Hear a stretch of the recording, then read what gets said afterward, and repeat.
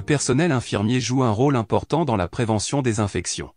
Est-il bien intégré dans la stratégie? La communauté infirmière est absolument bien intégrée dans la stratégie NOSO.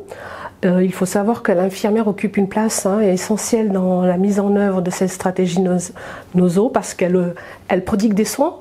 C'est celle qui est proche des patients lors de leur séjour. Et malheureusement, à mon sens, elles ne sont pas suffisamment représentées au niveau de la stratégie.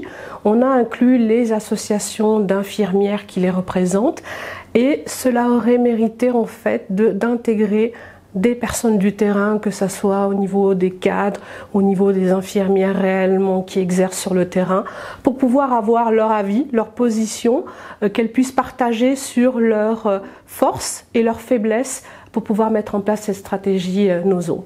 Donc un moyen qui aurait pu faciliter, c'est effectivement donc de les intégrer dès le départ. On peut encore le faire et puis de communiquer sur les différentes étapes de la stratégie pour que ces informations arrivent également vers ce personnel.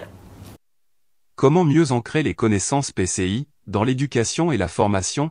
La répétition et la recontextualisation, c'est vraiment les deux éléments indispensables pour pouvoir favoriser un ancrage des connaissances et des pratiques. Ça sous-entend que ça soit travaillé plusieurs fois, amené sous différentes formes, des pédagogies actives par la simulation, la mise en exercice, en situation réelle ou non réelle.